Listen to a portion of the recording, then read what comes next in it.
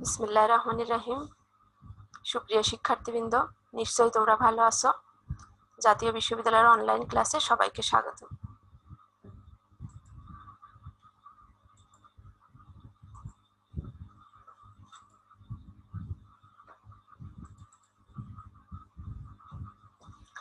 প্রিয় শিক্ষার্থীবৃন্দ, তোমরা জানো করোনাকালীন এই সময়ে তোমাদের পাঠদান কার্যক্রম চলমান রাখার স্বার্থে জাতীয় বিশ্ববিদ্যালয় এই অনলাইন ক্লাসের উদ্যোগ গ্রহণ করেছে।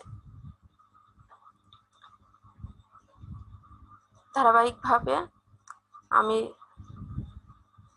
তোমাদের সাথে রয়েছি রহিমা খাতুন, প্রভাষক হিসাব বিজ্ঞান বিভাগ, সরকারি MM কলেজ, যশোর। প্রিয় শিক্ষার্থীবৃন্দ, তোমরা যারা হিসাব বিজ্ঞান বিভাগের BB অনার্স প্রথম বর্ষ প্রোগ্রামে অধ্যয়নরত, তাদের বাজারজাতকরণ নীতিমালা কোর্সটির ইতিমধ্যে আমি 8টি অনলাইন লেকচার সম্পন্ন করেছি। আশা করি তোমরা সবাই আমার এই অনলাইন লেকচারগুলো অনুসরণ করছো এবং স্বাস্থ্যবিধি মেনে নিজেদের পড়াশোনা ভালোভাবে চালিয়ে যাচ্ছ। আজকে আমি তোমাদের সাথে রয়েছি নবম লেকচার নিয়ে। আজকের লেকচারের শিরোনাম মূল্য নির্ধারণ, ক্রেতা ভ্যালু উপলব্ধি ও অর্জন এবং মূল্য নির্ধারণ কৌশল, অষ্টম অধ্যায়।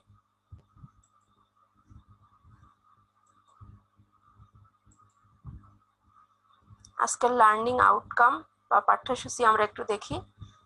প্রাইস, মূল্য, কনসেপ্ট অ্যান্ড ডেফিনেশন, মূল্য নির্ধারণের উদ্দেশ্যসমূহ, মূল্য নির্ধারণের ক্ষেত্রে বিবেচ্য বিষয় বা উপাদানসমূহ, মূল্য নির্ধারণের অ্যাপ্রোচ বা পদ্ধতিসমূহ, মূল্য নির্ধারণের কৌশলসমূহ।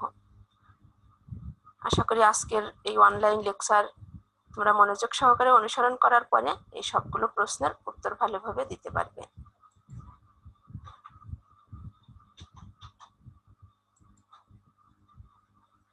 আজকের মূল বিষয় প্রাইস, মূল্য।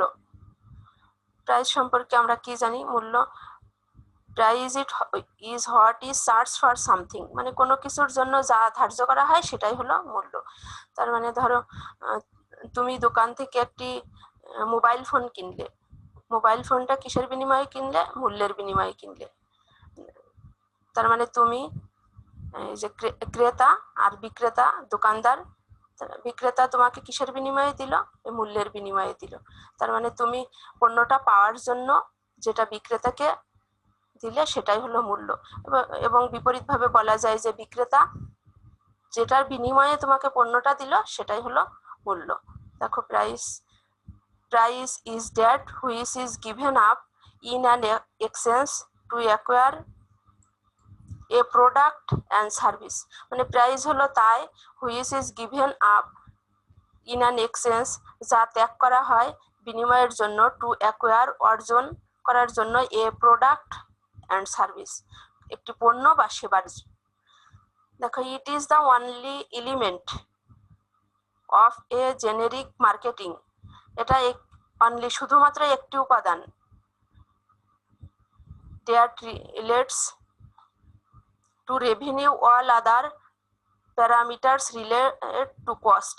তার মানে এটা একমাত্র উপাদান যেটা মার্কেটিং এ তোমার জড়িত রেভিনিউর সাথে, মানে আয়ের সাথে, আর all other parameters relate to cost, তার মানে অন্য সকল উপাদানগুলো জড়িত খরচের সাথে। দেখো, টোটাল রেভিনিউ সমান সমান প্রাইস গুণ কোয়ান্টিটি, তার মানে তুমি মোট আয় সমান সমান মূল্য গুণ তোমার বিক্রয়ের পরিমাণ। তারপর প্রফিটস, মুনাফা সমান সমান টোটাল রেভিনিউ মানে মোট বিক্রয় মাইনাস টোটাল কস্ট মানে মোট ব্যয়। এই মোট আয় থেকে মোট ব্যয় বাদ দিলেই মুনাফা পাওয়া যায়। দেখো পরবর্তীতে, দেখো, price is the amount of money charge for a product or service, মানে একটা প্রোডাক্ট অথবা সার্ভিসের জন্য যা চার্জ করা হয় বা ধার্য করা হয় সেটাই হলো মূল্য। It is the some of all the values that consumer give up in order to gain the benefits of having or using a product or service। তার মানে একটা প্রোডাক্ট বা সার্ভিস, পণ্য বা সেবা ব্যবহারের জন্য, তার থেকে সুবিধা পাওয়ার জন্য যেটা পরিশোধ করা হয় কিংবা পরিত্যাগ করা হয়, কিংবা যেটা কাস্টমার ছাড় দেয়, ত্যাগ করে, সেটাই হলো এই প্রাইস, মূল্য। Price is the only element in the marketing mix that produce revenue. তার মানে তোমরা জানো যে মার্কেটিং মিক্সের 4টা উপাদান, 4P, যেটা প্রোডাক্ট, প্রাইস, প্লেস, প্রমোশন। তা প্রাইসটা একমাত্র উপাদান যেটা উৎপন্ন করে রেভিনিউ, আয়। আর অল আদার এলিমেন্টস মানে বাকি 3টা রিপ্রেজেন্ট কস্ট। তার মানে বাকি 3টা উপাদান কিংবা অন্য যে উপাদানগুলো রয়েছে সবগুলো রিপ্রেজেন্ট করে খরচের বা ব্যয়ের।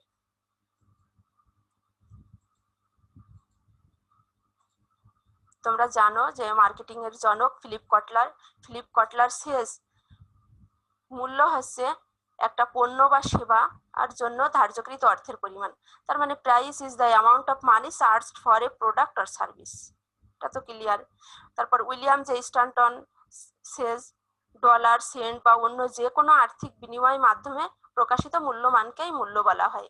Price is value expressed in term of dollars and cents or any other monetary medium of exchange। তার মানে তুমি যে পণ্যটা কিংবা সেবা ক্রয় করবে তার জন্য যে অর্থ কিংবা যে ডলার কিংবা যে সেন্ট কিংবা আর্থিক বিনিময়ের অন্য যে কোনো মাধ্যমে যেটা তুমি ছাড় দিচ্ছ বা পরিত্যাগ করছো সেটাই হলো মূল্য। দেখো এখানেও ইংরেজিতে দেয়া আছে, একটু দেখে নিবে, তোমাদের সুবিধার্থেই দেয়া। এবার আমরা আসি পরবর্তী বিষয়, মূল্য নির্ধারণের উদ্দেশ্য সমূহ। যে তুমি কেন মূল্য নির্ধারণ করবে, কি উদ্দেশ্য তোমার। মূল্য নির্ধারণের উদ্দেশ্যকে আমরা 4 ভাগে ভাগ করি: সাধারণ উদ্দেশ্য, মুনাফামুখী উদ্দেশ্য সমূহ, বিক্রয়মুখী উদ্দেশ্য সমূহ, প্রতিযোগিতামুখী উদ্দেশ্য সমূহ। দেখো সাধারণ উদ্দেশ্যের মধ্যে কি আছে, টিকে থাকা, পণ্য মানের নেতৃত্ব দান। টিকে থাকা তোমার প্রতিষ্ঠান কন্টিনিউ করার জন্য কিংবা টিকিয়ে রাখার জন্য, অস্তিত্ব রক্ষার জন্য তোমাকে অবশ্যই পণ্যের মূল্য নির্ধারণ করতে হবে। তারপর দেখো পণ্য মানের নেতৃত্ব দান। তুমি বাজারে সব প্রোডাক্টের পণ্য মানের নেতৃত্ব দানের জন্য হলেও তোমাকে পণ্যের মূল্য নির্ধারণ করতে হবে। এই ক্ষেত্রে সাধারণত বাজারজাতকারীরা পণ্যের বেশি মূল্য ধার্য করে। তার মানে এই দুইটা হলো তোমার সাধারণ উদ্দেশ্য, মূল্য নির্ধারণের সাধারণ উদ্দেশ্য। তারপর দেখো মুনাফামুখী উদ্দেশ্য সমূহ। মুনাফামুখী কি, মুনাফা সর্বোচ্চকরণ।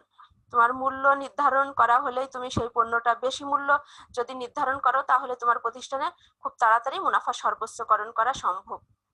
তারপরে দেখো বিনিয়োগ তুলে নেওয়া। তুমি তো একটা প্রোডাক্ট উৎপাদন করার জন্য কিংবা তুমি আগে থেকে কিনে নিয়ে আসলে প্রোডাক্টটা কিনে বিক্রি করছো, তার জন্য তুমি কিছু অর্থ তো অবশ্যই বিনিয়োগ করলে, সেই বিনিয়োগটা তুলে নেওয়ার জন্য তুমি পণ্য বিক্রয় করতে হবে। বিক্রয় কিভাবে করবে, এই যে তুমি মূল্য নির্ধারণের মাধ্যমে। তার মানে বিনিয়োগ তুলে নেওয়ার মাধ্যমে, তুলে নিবে কিভাবে তুমি, এই যে মূল্য নির্ধারণ উদ্দেশ্যের মাধ্যমে। তারপর নগদ প্রবাহ নিশ্চিতকরণ। তুমি যদি পণ্য এর মূল্য নির্ধারণ করো তাহলে তোমার বিক্রি হবে, বিক্রি হলে মাঝে মাঝেই তোমার নগদ প্রবাহ হবে প্রতিষ্ঠানে, যার মাধ্যমে নগদ প্রবাহ নিশ্চিতকরণ করা সম্ভব।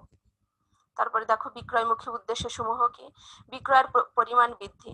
তার মানে তুমি যদি পণ্যের মূল্য একটু কম ধার্য করো, কিন্তু পণ্যের মূল্য তো ধার্য করতেই হবে, করার পরে সেই পণ্যের বাজার বেশি দখল হবে, তাহলে বিক্রয়ের পরিমাণ তোমার বৃদ্ধি পাবে।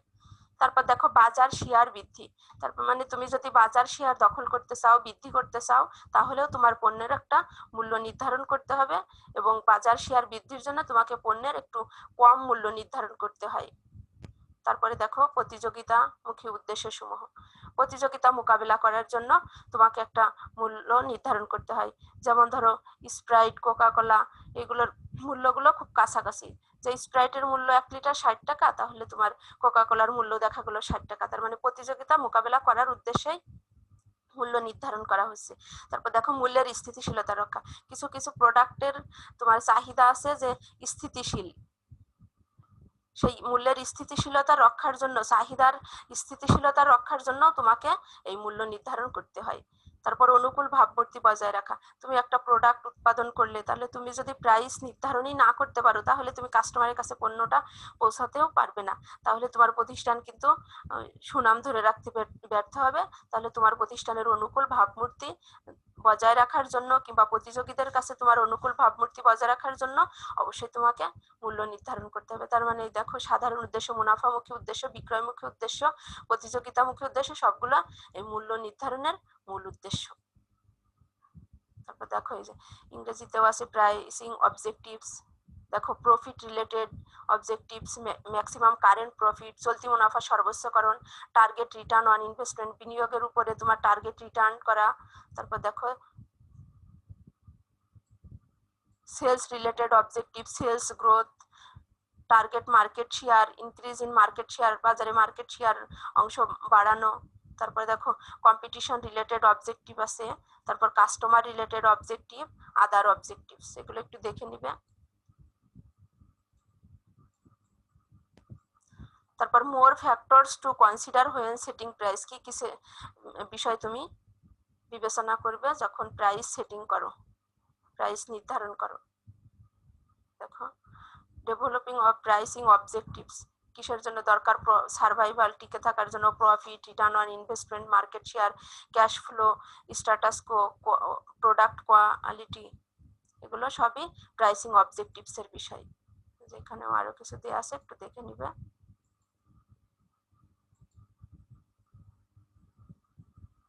দেখো প্রাইসিং অবজেক্টিভ, সার্ভাইভাল, তারপর ম্যাক্সিমাম প্রফিট, এই যে প্রফিটটা বাড়ছে আস্তে আস্তে, প্রাইস নির্ধারণ করে তুমি পণ্য বেশি বিক্রি করলে বেশি প্রফিট হবে। এবার দেখো পরবর্তী বিষয়, মূল্য নির্ধারণের ক্ষেত্রে বিবেচ্য বিষয় বা উপাদান সমূহ কি কি আছে। দেখো মূল্য নির্ধারণের বিবেচ্য বিষয় দুইটা। মূল্য নির্ধারণের ক্ষেত্রে যে বিষয়গুলো আগেই বিবেচনা করতে হয়, অভ্যন্তরীণ উপাদান সমূহ আর বাহ্যিক উপাদান সমূহ। অভ্যন্তরীণ উপাদানগুলো দেখো বাজারজাতকরণ উদ্দেশ্যাবলী, বাজারজাতকরণ মিশ্রণ কৌশল, পণ্যের ব্যয় সমূহ, সাংগঠনিক বিবেচনা সমূহ। আর বাহ্যিক কি কি, বাজার ও চাহিদা, প্রতিযোগীদের ব্যয়, মূল্য অর্পণ, অন্যান্য বাহ্যিক উপাদান আছে। এখন আমরা একটু ডিটেলসে যাই।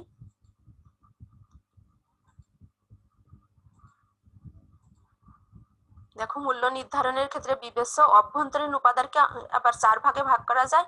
নাম্বার 1 বাজারজাতকরণ উদ্দেশ্যাবলী, নাম্বার 2 বাজারজাতকরণ মিশ্রণ কৌশল, নাম্বার 3 পণ্যের ব্যয়সমূহ, নাম্বার 4 সাংগঠনিক বিবেচনা সমূহ। দেখো বাজার উদ্দেশ্যাবলী অলরেডি তোমাদের বলছি যে টিকে থাকার জন্য দরকার, মুনাফা সর্বোচ্চকরণ করার জন্য বিক্রয়ের পরিমাণ বৃদ্ধি, বাজার শেয়ার বৃদ্ধি, তার মানে তোমাকে বাজার শেয়ার বৃদ্ধির জন্য হলেও পণ্যের মূল্য নির্ধারণ করতে হবে, কিংবা নির্ধারণের আগে তোমাকে বিবেচনা করতে হবে যে তুমি কতটুকু বাজার অংশ দখল করতে চাও। তারপর বিনিয়োগ তুলে নেওয়ার ক্ষেত্রেও তোমার দরকার পণ্যের মূল্য নির্ধারণের বিবেচনা। তারপর প্রতিযোগিতা মোকাবিলা, তুমি প্রতিযোগিতায় টিকে থাকবে, অর্থ বিনিয়োগ করবে, মূল্য নির্ধারণ না করলে তুমি প্রতিযোগিতায় টিকে থাকতে পারবে না। তাহলে এই সবগুলো উদ্দেশ্য দেখো, এই যে বাজারজাতকরণ উদ্দেশ্যাবলী, এগুলো তোমার সবই মূল্য নির্ধারণের ক্ষেত্রে অভ্যন্তরীণ বিবেচ্য বিষয়।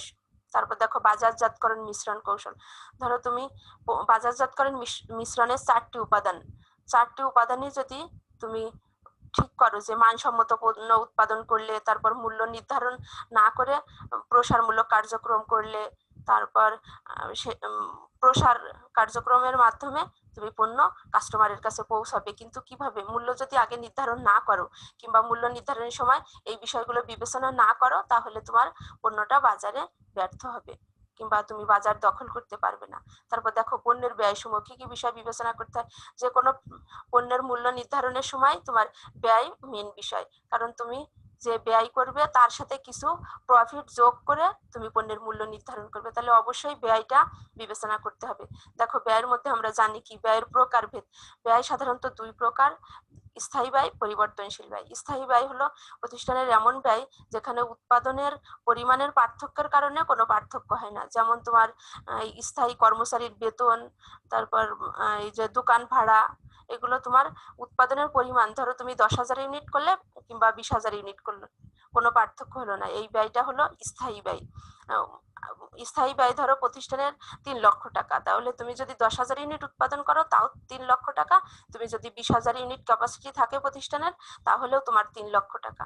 আর আর আছে পরিবর্তনশীল ব্যয়। পরিবর্তনশীল ব্যয় তুমি যদি 10,000 একক উৎপাদন করো একরকম হবে, 20,000 একক উৎপাদন করলে একরকম হবে। তার মানে উৎপাদনের পরিমাণের উপর নির্ভর করে যে ব্যয় পরিবর্তিত হয় তাকে আমরা পরিবর্তনশীল ব্যয় বলি।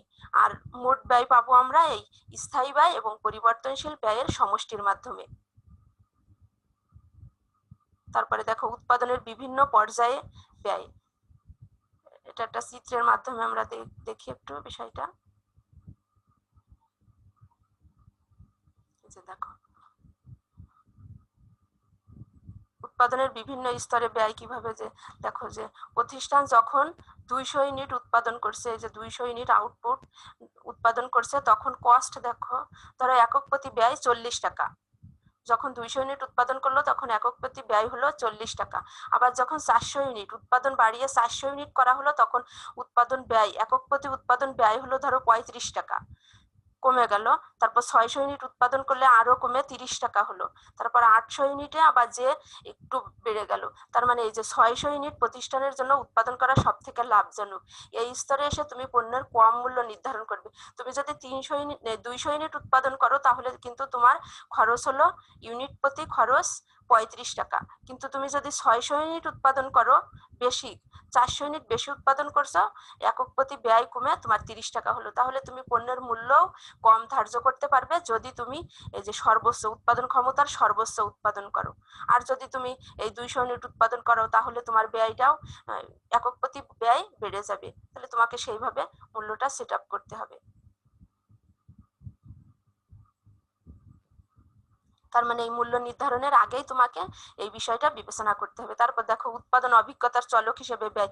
তোমরা সবাই জানো যে প্রতিষ্ঠানের দক্ষ অভিজ্ঞ শ্রমিক দিয়ে যদি তুমি পণ্য উৎপাদন করো, তাহলে সেই ক্ষেত্রে সুবিধা পাওয়া যাবে, পণ্যের ব্যয় কম হবে। এটাও একটা চিত্রের মাধ্যমে আমরা একটু দেখি। দেখো এক্সপেরিয়েন্স কার্ভ প্রাইসিং কিভাবে সম্ভব, অভিজ্ঞতা কার্ভ রেখা।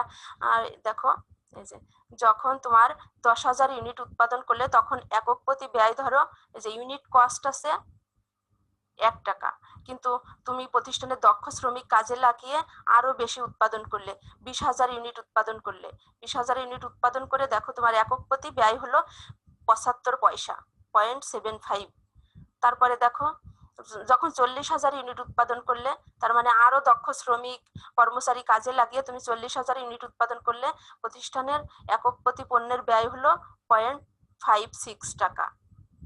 তারপরে দেখো 80,000 ইউনিট উৎপাদন করলে এবং 1,60,000 ইউনিট এইভাবে উৎপাদন করলে, বেশি পরিমাণে উৎপাদন করলেও তোমার প্রতিষ্ঠানের এই যে ইউনিট প্রতি খরচ কমে গেল। তার মানে কিভাবে কমলো, এটা তোমার এই যে দক্ষ অভিজ্ঞ শ্রমিক দ্বারা, এক্সপিরিয়েন্স লোক দ্বারা উৎপাদন করে প্রতিষ্ঠানের উৎপাদন ব্যয় কমালে, মানে ইউনিট প্রতি কস্টও কমে গেল, মোট ব্যয় কমে গেল, ইউনিট প্রতি কস্টও কমলো। তাহলে তুমি পণ্যের মূল্য কম নির্ধারণ করতে পারবে। আর যদি তোমার প্রতিষ্ঠানে অভিজ্ঞ দক্ষ লোক না থাকে, তাহলে তোমাকে এই ইউনিট প্রতি খরচ বেশি হবে এবং তোমাকে মূল্য সেভাবে নির্ধারণ করতে হবে। তারপরে দেখো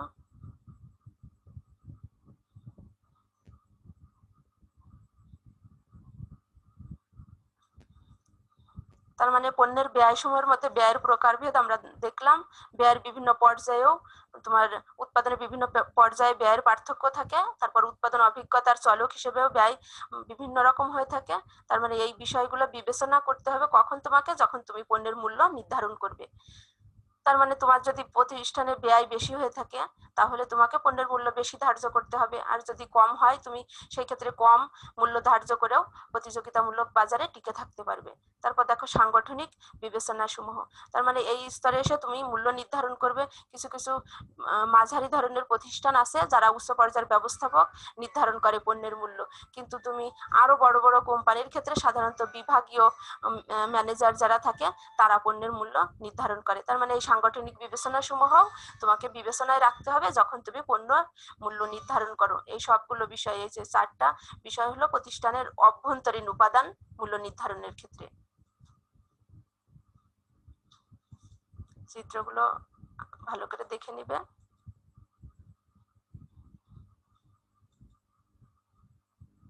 তারপরে দেখো মূল্য নির্ধারণের ক্ষেত্রে বাহ্যিক উপাদান সমূহ আমরা 2 ভাগে ভাগ করেছি উপাদান, অভ্যন্তরীণ উপাদান আর বাহ্যিক উপাদান। দেখো বাহ্যিক উপাদানের মধ্যে আছে বাজার ও চাহিদা, প্রতিযোগিতার ব্যয়, মূল্য অর্পণ আর অন্যান্য বাহ্যিক উপাদান।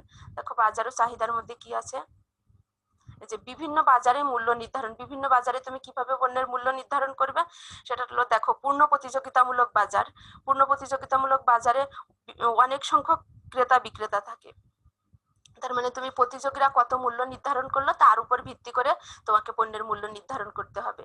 যেমন তোমার একটা সাবানের মূল্য এক কোম্পানি যা নির্ধারণ করলো, প্রতিযোগী আরেকটা সাবান কোম্পানিকেও কাছাকাছি মূল্যই তোমাকে নির্ধারণ করতে হবে, মানে সেম ওয়েট কিংবা সেম ওয়েটের মূল্য সেম ধরতে হবে, তা না হলে তোমার প্রতিষ্ঠানে টিকে থাকাই পূর্ণ প্রতিযোগিতামূলক বাজারে টিকে থাকা কষ্টকর হবে। তারপর দেখো একচেটিয়ামূলক বাজার। একচেটিয়া বাজারে তোমার কি, তুমি একটা নির্দিষ্ট মূল্যটা একটা নির্দিষ্ট পরিসরে ধরবে। যেমন এই যে উদাহরণ হিসেবে বলা যায় যে 7 আপ আর স্প্রাইট, ধরো 7 আপের মূল্য 50 থেকে 60 টাকা 1 লিটার, এর মধ্যে হতে পারে।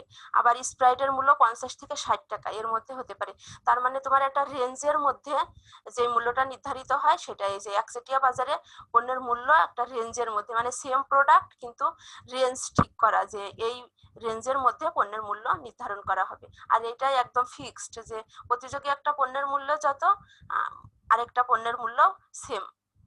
তারপর দেখো অলিগোপলি বাজার। অলিগোপলি বাজারেও এভাবে তোমার প্রতিযোগিতার মাধ্যমে পণ্যের মূল্য নির্ধারণ করতে হয়। তারপর দেখো পূর্ণ একচেটিয়া বাজার। পূর্ণ একচেটিয়া বাজারে সাধারণত বাজারজাতকারীরা বেশি মূল্য নির্ধারণ করে। তার মানে এখানে বিক্রেতা থাকে মাত্র একজন, ক্রেতা থাকে অসংখ্য কিন্তু বিক্রেতা থাকে। যেমন তোমরা জানবে যে বিদ্যুৎ সেক্টর এই পূর্ণ একচেটিয়া বাজার। তার মানে তুমি অন্য কোথাও থেকে এই সুবিধাটা পাবে না, একজন মাত্র বিক্রেতার মাধ্যমেই ওই পণ্যগুলো বাজারজাতকরণ করা হয়ে থাকে। তার মানে বাজারজাতকারী একচেটিয়া ভাবেই ব্যবসায় করে। তাহলে অবশ্যই তোমাকে এই যে বিভিন্ন বাজারের মূল্য নির্ধারণটা বিভিন্ন রকম ভাবে করতে হবে। তারপর দেখো মূল্য ও ভ্যালু সম্পর্কে ভোক্তার উপলব্ধি। তুমি কাস্টমারকে সর্বোচ্চ স্যাটিসফাইড করবে, তাহলে কাস্টমাররা ভ্যালু সৃষ্টি করলে কাস্টমারের সাথে। এবার ভ্যালুর উপরে ভিত্তি করে তুমি যে মূল্য নির্ধারণ করলে সেটা না, কাস্টমার সেই পণ্য থেকে কি ভ্যালু অর্জন করলো, কতটুকু সুবিধা হলো পেলো, কতটুকু স্যাটিসফাইড হলো, তার উপরে ভিত্তি করে কাস্টমারের উপলব্ধির ভিত্তিতে তুমি পণ্যের মূল্য নির্ধারণ করবে। এক্ষেত্রে তোমার ব্যয় আনুষঙ্গিক বিষয়গুলো তুমি মূল্যায়ন না করে কাস্টমারের স্যাটিসফাইড, তার মানে তারা ধরো একটা প্রোডাক্ট 10 টাকা তুমি নির্ধারণ করলে, তারা যদি 11 টাকার স্যাটিসফাইড হয় তাহলে তুমি সেই পণ্যের মূল্য 11 টাকা নির্ধারণ করতে পারবে। কিন্তু যদি তারা 9 টাকার স্যাটিসফাইড হয় তাহলে তোমাকে মূল্য 9 টাকায় নির্ধারণ করতে হবে, তুমি যদি এই সিস্টেমে যে মূল্য নির্ধারণ করো। তারপর দেখো মূল্য ও চাহিদার সম্পর্ক বিশ্লেষণ। দেখো মূল্য চাহিদার সম্পর্ক বিশ্লেষণ একটা চিত্রের মাধ্যমে আছে।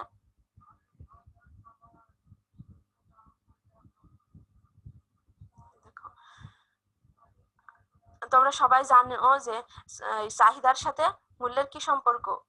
যখন পণ্যের দাম কমে যায় তখন কি হয়, চাহিদা বাড়ে, আর যখন দাম বাড়ে তখন চাহিদা কমে যায়।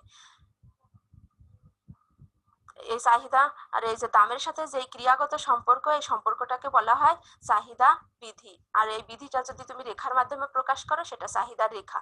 এখন চাহিদার রেখা তোমার দুই প্রকার, দেখো ইলাস্টিক ডিমান্ড আর ইন ইলাস্টিক ডিমান্ড, মানে চাহিদা স্থিতিস্থাপক আর অস্থিতিস্থাপক। দেখো তুমি যখন প্রাইস 1 টাকা ছিল তখন তোমার পণ্যের চাহিদা ছিল 3 টাকা, এই 3 একক। আর যখন দেখো পণ্যের দাম কমে গেল 0.75, মানে বেশ কমলো, ও কমার পরে দেখো চাহিদা আরো বেড়ে গেল অনেক বেশি, মানে যে হারে দাম কমলো প্রাইস কমলো তার থেকে বেশি হারে চাহিদা বেড়ে গেল। দেখো 3 ছিল 1 টাকা প্রাইসে, আর যখন তোমার প্রাইস 0.75 হলো তখন দেখো 9 একক। তার মানে তোমার চাহিদা তখন হয়ে গেল 9 একক। তার মানে যে হারে প্রাইসটা কমলো তার থেকে অনেক বেশি হারে তোমার চাহিদা বেড়ে গেল, এটাকে বলা হয় ইলাস্টিক ডিমান্ড। তারপর দেখো ইনইলাস্টিক ডিমান্ড কি, তোমার পণ্যের মূল্য 14 টাকা ছিল প্রথমে, 14 টাকার সময় তোমার ধরো 80 একক পণ্যের চাহিদা ছিল, পণ্যের মূল্য কমলো 10 টাকা হলো, 10 টাকা হওয়ার পরে তোমার চাহিদা বেড়েছে কিন্তু খুব বেশি না, যে হারে দাম কমলো সেই হারে বাড়েনি। দেখো দাম এই চাহিদা 80 থেকে 88 হয়েছে কিন্তু তোমার প্রাইস কিন্তু অনেক কমছে, তারপরেও তোমার চাহিদা কিন্তু কম বেড়েছে তুলনামূলক, এটাকে বলা হয় ইনইলাস্টিক ডিমান্ড। এটা সাধারণত তোমার হয় এই যে ইলাস্টিক ডিমান্ডটা হয় বিলাসবহুল পণ্যের ক্ষেত্রে, আর ইনইলাস্টিক ডিমান্ডটা হয় রেগুলার তোমার যেই প্রোডাক্টগুলো প্রয়োজন, চাল ডাল তেল লবণ এগুলোর ক্ষেত্রে সাধারণত মূল্য কমলেও চাহিদার খুব বেশি ইফেক্ট হয় না, অল্প পরিমাণে বাড়ে। আর বিলাসবহুল পণ্যের দাম যখন কমে তখন মানুষ বেশি পরিমাণে পণ্য ক্রয় করে, ইলাস্টিক ডিমান্ড হয় তখন। স্থিতিস্থাপক চাহিদা আর অস্থিতিস্থাপক চাহিদা।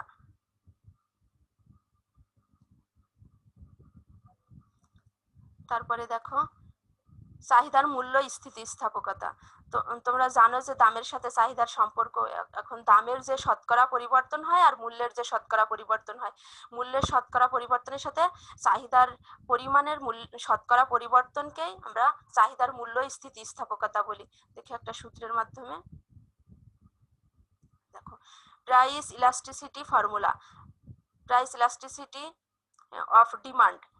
ডিমান্ডটা দেখো যে percentage change in the quantity demanded আর percentage change in the price. তার মানে মূল্যের পরিবর্তনের চাহিদার পরিবর্তনের শতকরা হার ডিভাইডেড বাই মূল্যের পরিবর্তনের শতকরা হার।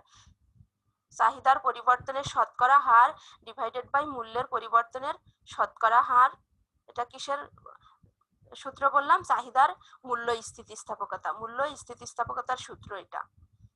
তার মানে তোমার যদি পণ্যের মূল্য নির্ধারণের সময় এই যে এই বিষয়গুলো বিবেচনা করতে হবে। তারপর দেখো প্রতিযোগীদের ব্যয়, মূল্য ও অর্পণ।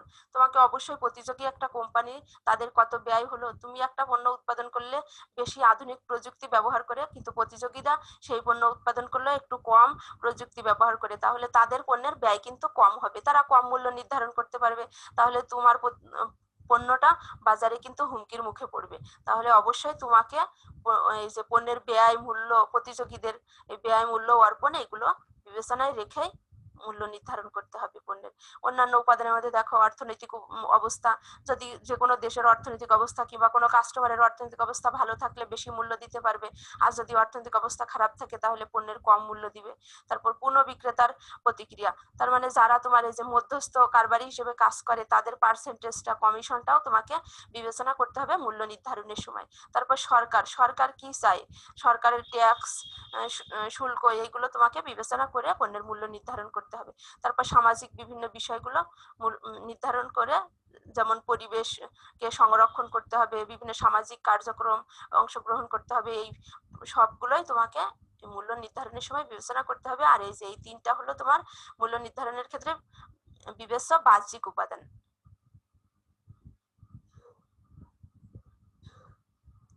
এই সূত্রগুলো ভালো করে দেখে নিবে একটু।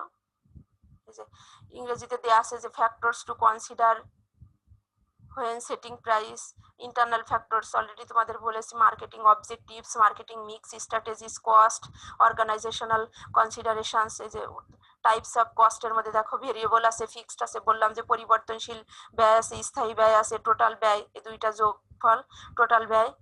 তারপর দেখো how cost vary at different production levels will influence price setting. তার মানে ডিফারেন্ট স্তরে, ডিফারেন্ট প্রোডাকশন স্তরে ডিফারেন্ট তোমার হবে, প্রাইস সেটিং হবে।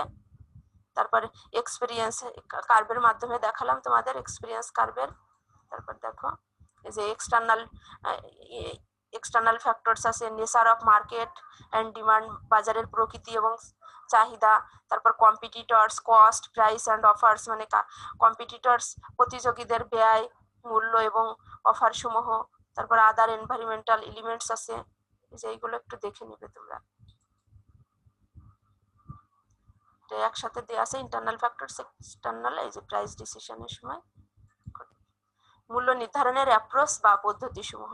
প্রিয় শিক্ষার্থীবৃন্দ, দেখো মূল্য নির্ধারণের পদ্ধতি তিন ভাগে ভাগ করা যায়: ব্যয় ভিত্তিক মূল্য নির্ধারণ, ভ্যালু ভিত্তিক মূল্য নির্ধারণ আর প্রতিযোগিতা ভিত্তিক মূল্য নির্ধারণ। ব্যয় ভিত্তিক দেখো ব্যয় যোগ বা মার্ক আপ পদ্ধতি। এই পদ্ধতিতে মূল্য নির্ধারণের সময় তোমাকে প্রতিষ্ঠানের যে উৎপাদন ব্যয় তার সাথে তুমি মুনাফা যোগ করে তুমি মূল্য নির্ধারণ করবে। কিভাবে দেখো, যে ধরো একটা পণ্যের উৎপাদন খরচ হলো 10 টাকা, আর বাজারজাতকরণের জন্য আরো 1 টাকা প্রয়োজন, 11 টাকা হলো মোট ব্যয়। আর তুমি প্রফিট অর্জন করতে চাও ওই পণ্যে 1 টাকা, তাহলে তোমাকে মূল্য নির্ধারণ করতে হবে 12 টাকা। এই যে এটা হলো ব্যয় যোগ মার্কআপ পদ্ধতি। তারপর দেখো ব্রেক ইভেন বিশ্লেষণ ও লক্ষ্য অর্জন ভিত্তিক মূল্য নির্ধারণ। ব্রেক ইভেন, তোমরা সবাই জানো যে ব্রেক ইভেন বিন্দু হলো এমন একটা বিন্দু যেখানে প্রতিষ্ঠানের কোনো লাভও হয় না, লোকসানও হয় না। তার মানে প্রতিষ্ঠানের আয় ব্যয় সমান থাকে। তার মানে তুমি যদি প্রতিষ্ঠানের লাভ করতে চাও, ব্রেক ইভেন বিন্দুটা বিশ্লেষণ করে তারপরে ধরো একটা প্রতিষ্ঠানের ব্রেক ইভেন বিন্দু হলো 30,000 একক, তার মানে 30,000 একক এর পরে তুমি 30,001 একক উৎপাদন করলেই তোমার প্রফিট শুরু হবে। একটা চিত্রের মাধ্যমেও দেখানোর চেষ্টা করছি। এই যে দেখো ব্রেক ইভেন অ্যানালাইসিস, তার মানে দেখো এই যে তোমার এটা হলো টোটাল রেভিনিউ রেখা বা সেলস রেখা, আর এটা টোটাল কস্ট রেখা। আর এই যে ফিক্সড কস্ট প্রতিষ্ঠানে সব সময় ফিক্সড থাকে, তুমি 25,000 ইউনিট উৎপাদন করো আর 40,000 ইউনিট উৎপাদন করো, ফিক্সড কস্ট সব সময় ফিক্সড। তারপরে আর এই যে তোমার এই স্তরে এসে এই যে 25,000 ইউনিট যদি তুমি তোমার প্রতিষ্ঠানে ব্রেক ইভেন হয়, মানে এই স্তরে এসে তোমার প্রতিষ্ঠানের কোনো লাভ বা লোকসান কোনোটাই হলো না, তার মানে এখানে তোমার আয় ব্যয় সব সমান। এই যে তারপর থেকে আস্তে আস্তে প্রফিট বাড়ছে, এই যে এইটা হলো প্রফিট এরিয়া, এই অংশটার নাম প্রফিট এরিয়া। তার মানে আস্তে আস্তে তুমি 25,000-এর একটু বেশি ধরো 30,000 উৎপাদন করলে, তাহলে তোমার প্রফিট এই যে একটু বাড়লো, তারপর 40,000 উৎপাদন করলে আরো বাড়লো, তারপরে বিক্রয় করলে, তারপরে 50,000 বিক্রি করলো, তাহলে আরো বাড়বে। এই যে তার মানে এই ব্রেক ইভেনটা আগে ঠিক করে, তাহলে তারপরে তুমি যত ইউনিট উৎপাদন করতে পারবে তত তোমার প্রতিষ্ঠানের প্রফিট বাড়বে। তারপরে দেখি আমরা ভ্যালু ভিত্তিক মূল্য নির্ধারণ। ভ্যালু ভিত্তিক কি, কাস্টমাররা তোমার কত ভ্যালু দিতে চাচ্ছে, তার মানে কাস্টমাররা কতটুকু স্যাটিসফাইড হলো সেটা বিবেচনা করে তুমি মূল্য নির্ধারণ করবে। তোমার ব্যয় বিবেচনা না করে কাস্টমারের ভ্যালু বিবেচনায় নিয়ে এসে তুমি এই পদ্ধতিতে মূল্য নির্ধারণ করবে। তারপর প্রতিযোগিতা ভিত্তিক মূল্য নির্ধারণ। দেখো প্রতিযোগিতার ভিত্তিতে চলতি হার ভিত্তিক মূল্য নির্ধারণ। চলতি হার ভিত্তিক তোমার যে বাজারে বিদ্যমান আছে যে একটা পণ্য, তুমি সেম প্রোডাক্ট আবার উৎপাদন করলে কিংবা বাজারজাতকরণ করতে চাচ্ছ, একটা সেই প্রোডাক্টেরই সেম সমজাতীয় পণ্যের মূল্য আছে বাজারে 20 টাকা, তাহলে তুমিও সেই 20 টাকায় নির্ধারণ করলে, এটা হলো চলতি হার ভিত্তিক, মানে যেটা চলমান বাজারে যেই মূল্যটা চলমান আছে তার ভিত্তিতেই তুমি নির্ধারণ করলে। আর দরপত্র ভিত্তিক মূল্য নির্ধারণ। দরপত্র মূল্যায়ন, যে একটা প্রতিষ্ঠানের দরপত্র আহ্বান করবে যে এই পণ্যের মূল্য কত দিতে পারবে কিংবা এই প্রতিষ্ঠানের খরচ কত হবে, দরপত্রের মাধ্যমে আগে আহ্বান করা হবে, তাহলে খরচের ভিত্তিতে তুমি প্রতিযোগীদের মাধ্যমে মূল্য নির্ধারণ করলে। তাই দুইটা হলো প্রতিযোগিতা ভিত্তিক মূল্য নির্ধারণ। তার মানে মূল্য নির্ধারণের পদ্ধতি তোমার তিনটা, ব্যয় ভিত্তিক একটা, আর নাম্বার 2 ভ্যালু ভিত্তিক, নাম্বার 3 প্রতিযোগিতা ভিত্তিক মূল্য নির্ধারণ। সময় স্বল্পতার কারণে ইচ্ছা থাকা সত্ত্বেও ডিটেলস বলা হয়ে ওঠে না, তোমরা একটু চিত্রগুলো দেখে নিবে ভালোভাবে। এই যে জেনারেল প্রাইসিং অ্যাপ্রোচ আছে, দেখো cost based approach, value based approach বা প্রাইসিং, কম্পিটিশন বেসড অ্যাপ্রোচ বা প্রাইসিং। তারপর দেখো কস্ট বেসে কি কি আছে, কস্ট প্লাস প্রাইসিং, তার মানে কস্টের সাথে প্রফিট প্লাস করে তুমি মূল্য নির্ধারণ করলে। Break even analysis, break even অ্যানালাইসিসের পরে তুমি তোমার প্রতিষ্ঠানের টার্গেটেড প্রফিট যোগ করে সেই পণ্যের মূল্য নির্ধারণ করবে। তারপর দেখো ভ্যালু বেসড, কাস্টমারের ভ্যালুর ভিত্তিতে। তারপর কম্পিটিশনে গোয়িং রেট প্রাইস, চলমান যেটা আছে। তারপর সেল বিট প্রাইসিং, এইভাবে তুমি তার মানে তোমার দরপত্র ভিত্তিক মূল্য নির্ধারণ করলে। এই চিত্রগুলো একটু দেখে নিবে, ছবিগুলো। তারপরে আসি আমরা মূল্য নির্ধারণের কৌশল সমূহ। দেখো প্রিয় শিক্ষার্থীবৃন্দ, এবার দেখো মূল্য নির্ধারণের কৌশলকে আমরা 3 ভাগে ভাগ করি। কি কি দেখো, নতুন পণ্যের মূল্য নির্ধারণের কৌশল সমূহ, আর পণ্য মিশ্রণ মূল্য নির্ধারণ কৌশল সমূহ, মূল্য সমন্বয় কৌশল সমূহ, 3 ভাগে ভাগ করা হয়। এর ডিটেলসটা একটু দেখো। নবপ্রবর্তিত পণ্যের মূল্য নির্ধারণ। নবপ্রবর্তিত বাজারে এই মাত্র যে পণ্যটা আসলো কিংবা বিদ্যমান কোনো পণ্যের বিশেষ কোনো বৈশিষ্ট্য সংযোজন করে তুমি নতুন পণ্য নিয়ে আসলে সেই পণ্যের মূল্য কিভাবে নির্ধারণ করবে। এটা দুই ভাবে করা যায়, বাজারে শর্তলা মূল্য নির্ধারণ আর তোমার বাজারে প্রবেশ মূল্য নির্ধারণ। শর্তলা মূল্য নির্ধারণে তুমি প্রতিষ্ঠান থেকে বেশি প্রফিট, মানে বাজার থেকে বেশি প্রফিট অর্জন করতে চাও, এজন্য বেশি মূল্য নির্ধারণ করলে। যেমন তোমরা জানো যে গ্রামীণফোন প্রথম যখন তাদের সিম বাজারে নিয়ে আসে তখন 10 টাকা মূল্য নির্ধারণ করছিল 1 মিনিট কথা বলার জন্য। তার মানে শর্তলা মূল্য পদ্ধতি অ্যাপ্লাই করে তারা পণ্যের মূল্য নির্ধারণ করেছিল। আর আরেকটা হলো বাজারে প্রবেশ, তার মানে তুমি বাজারে মাত্র প্রবেশ করতে চাচ্ছ কিংবা বাজার অংশ বেশি দখল করতে চাচ্ছ, সেটা তোমার এই যে নবপ্রবর্তিত পণ্যের মূল্য নির্ধারণ কৌশল। একটা চিত্র আছে দেখো, এই যে মার্কেট পেন্টেশন। এটা কিভাবে market penetration involves trying to gain additional share, মানে অর্জন করতে চায় অতিরিক্ত share of a firm's existing markets, মানে মার্কেটের বিদ্যমান মার্কেটে ইউজিং এক্সিস্টিং প্রোডাক্টকে কাজে লাগিয়ে often firms will rely on advertising, এই অ্যাডভার্টাইজিং এর উপরে নির্ভরশীল হয় টু অ্যাট্রাক্ট নিউ কাস্টমার্স, নতুন কাস্টমারদের আকর্ষণ করার জন্য উইথ এক্সিস্টিং মার্কেট। এটা হলো এই যে মার্কেট পেন্টেশন, বাজারে প্রবেশ, মূল্য নির্ধারণ। তারপরে দেখো অনুকরণকৃত পণ্যের নতুন পণ্যের মূল্য নির্ধারণ। তার মানে তুমি ওই প্রতিযোগী যারা আছে তারা যে মূল্য নির্ধারণ করলো তাদেরকে অনুকরণ করে বা নকল করে এই পণ্যের মূল্য নির্ধারণ করলে, কারণ তুমি যদি প্রোডাক্টের মূল্য বেশি নির্ধারণ করো প্রতিযোগী থেকে তাহলেও তোমার জন্য সমস্যা, আবার কম নির্ধারণ করলেও তোমার প্রফিট কম হবে। তাহলে অনুকরণকৃত পদ্ধতিতে মূল্য নির্ধারণ করতে পারবে, এই কৌশলটা অ্যাপ্লাই করা যায়। তারপর দেখো দ্রুত প্রবেশ কৌশল। তুমি যদি বাজারে খুব দ্রুত প্রবেশ করতে চাও তাহলে তোমাকে পণ্যের মূল্য বেশি নির্ধারণ করতে হবে কিছু কৌশল অ্যাপ্লাই করে। তারপর ধীরে প্রবেশ কৌশল। তার মানে তুমি যদি ধীরে প্রবেশের কৌশল অ্যাপ্লাই করো তাহলে তোমার পণ্যের মূল্য কম নির্ধারণ করতে পারবে। তুমি ধীরে ধীরে প্রবেশ করছো, এই সবগুলো বিষয় দেখো তোমার নতুন পণ্য মূল্য নির্ধারণের কৌশল।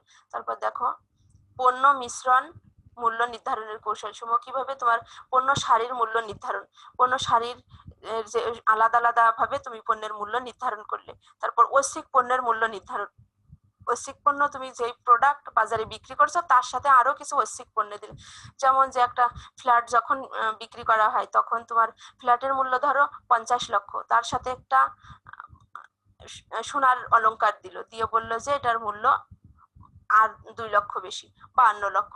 তারপরে ধরো আরো কিছু এক্সট্রা পণ্য যোগ করলো, যে একটা গাড়ি এর সাথে, তাহলে তোমার আরো বেশি মূল্য নির্ধারণ করলো। এইভাবে ঐচ্ছিক পণ্যগুলো যোগ করে মূল্য নির্ধারণ কৌশল অ্যাপ্লাই করে বাজারজাতকারীরা। তারপর দেখো আবদ্ধ পণ্য মূল্য নির্ধারণ। আবদ্ধ পণ্য মূল্য নির্ধারণ হলো একটা কৌশল যেটা আর মাধ্যমে তোমার যে একটা পণ্য ব্যবহার করার জন্য যেটা আবশ্যক আরেকটা পণ্য অবশ্যই প্রয়োজন, সেটাকে আবদ্ধ পণ্য বলা হয়। এই মূল্য নির্ধারণ যেমন তোমার যে রেজারের সাথে ব্লেড, তারপরে এই যে তুমি ল্যাপটপ ক্রয় করলে ল্যাপটপের সাথে সফটওয়্যার, বিভিন্ন সফটওয়্যার আছে, তার মানে এগুলো আবদ্ধ পণ্য মূল্য নির্ধারণ, তোমাকে ওই দুইটার মূল্যই একসাথে নির্ধারণ করতে হবে। তারপর উপজাত পণ্য মূল্য নির্ধারণ।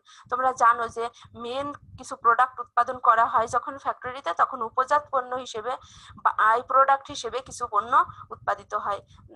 সাবান তৈরি করার সময় জানো গ্লিসারিন, তারপর পেট্রোলিয়াম জেলি তৈরি করার সময় ফার্নেল অয়েল, এগুলো তোমরা জানো যে এটা হলে তোমার মূল প্রোডাক্টের মূল্য নির্ধারণ করার সাথে সাথে এই উপজাত পণ্যেরও মূল্য নির্ধারণ করতে হবে।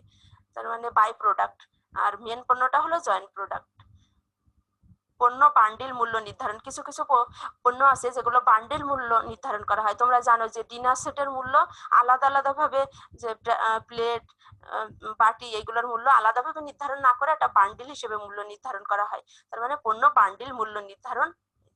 এই সবগুলো হলো তোমার এই পণ্য মিশ্রণ মূল্য নির্ধারণের কৌশল। মূল্য সমন্বয় কৌশল সমূহ। তুমি কি কিভাবে সমন্বয় করতে পারো, বাটা ও সুবিধাদি প্রদান মূল্য নির্ধারণ, তারপর বিভাজিত মূল্য নির্ধারণ, মনস্তাত্ত্বিক, প্রসারমূলক, ভৌগোলিক। এবার এইগুলো একটু দেখি আমরা। এই যে প্রাইস অ্যাডজাস্টমেন্ট স্ট্র্যাটেজিস কি কি দেখো, ডিসকাউন্ট অ্যান্ড অ্যালাউন্স প্রাইসিং। কিভাবে তুমি যদি কিভাবে বাটা দিবে প্রতিষ্ঠানের, যে বেশি পরিমাণে কোন পণ্য যদি একবারে ক্রয় করো তাহলে কাস্টমারকে তুমি দিতে পারো ডিসকাউন্ট।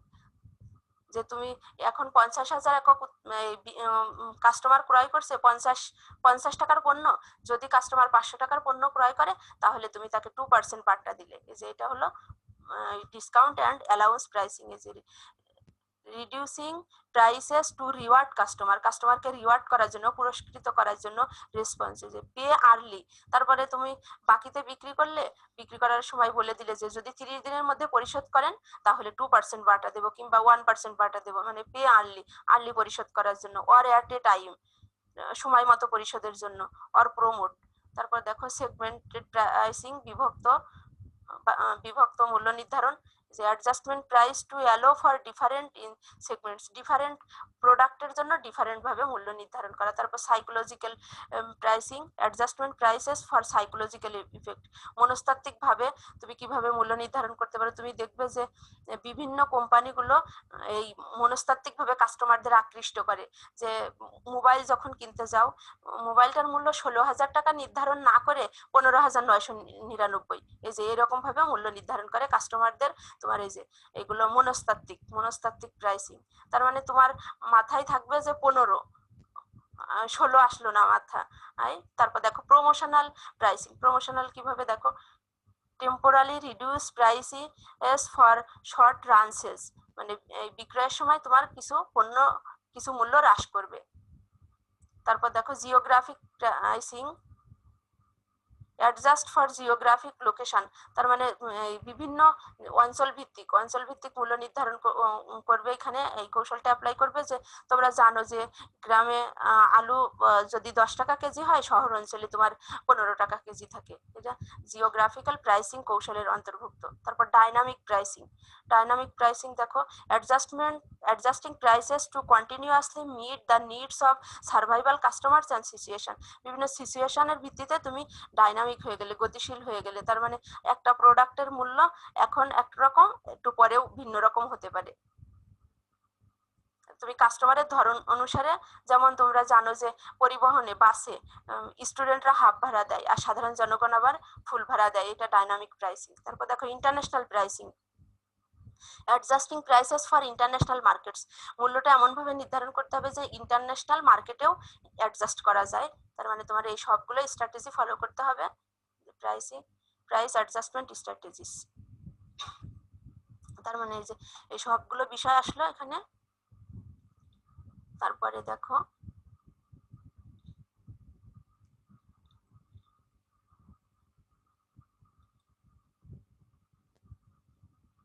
এই যে মার্কেট পেনিট্রেশনের কিছু চিত্র দেওয়া আছে, প্রাইস অ্যাডজাস্টমেন্ট স্ট্র্যাটেজিস,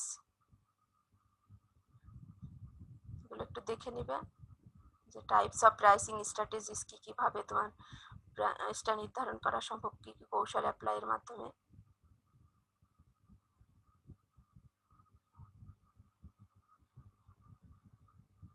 তার মানে আজকের এই অনলাইন লেকচারের পর তোমরা এই যে মূল্য বলতে কি বোঝো, মূল্য নির্ধারণের উদ্দেশ্য, তারপর মূল্যটা কেন গুরুত্বপূর্ণ, বিবেচ্য বিষয়সমূহ, বিভিন্ন অ্যাপ্রোচ বা পদ্ধতি, ব্রেক ইভেন বিন্দুটা কি, ব্রেক ইভেন বিন্দু বিশ্লেষণ কি, মূল্য নির্ধারণের পদ্ধতি হিসেবে ব্রেক ইভেন, নতুন পণ্যের মূল্য নির্ধারণের কৌশল, তারপর মূল্য চাহিদার সম্পর্ক, পণ্য মিশ্রণ মূল্য নির্ধারণ কৌশল, মূল্য সমন্বয় কৌশল। এই যে এই বিষয়গুলো তোমার আলাদা ভাবেও পরীক্ষায় আসতে পারে। যে এখানে আসছে শুধু মূল্য সমন্বয় কৌশল সমূহ, যেটা তোমার এই যে মূল্য নির্ধারণের এই যে বিভিন্ন কৌশল, এই যে মূল্য নির্ধারণের কৌশল, আবার এখানে আসছে নতুন পণ্যের মূল্য নির্ধারণের কৌশল। এই যে এই সবগুলো বিষয় কিন্তু এই মূল্য নির্ধারণের কৌশলের মধ্যে আছে তোমার। তার মানে পরীক্ষায় বিভিন্ন ভাবে আসতে পারে, যেভাবে আসে সেভাবে তোমাকে উত্তর করতে হবে। সময় স্বল্পতার কারণে সবগুলো বিষয় বলা কষ্টকর, তোমরা একটু দেখে নিবে, চিত্র দেওয়া আছে, চিত্রগুলো দেখে নিবে, তোমাদের সুবিধা হবে। তাহলে যে তথ্য সূত্র কাজে লাগিয়ে এই অনলাইন লেকচারটা সম্পন্ন করলাম।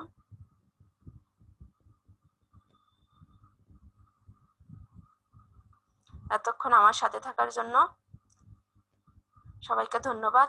সবাই ভালো থেকো, পরবর্তী ক্লাসে আবার কথা হবে।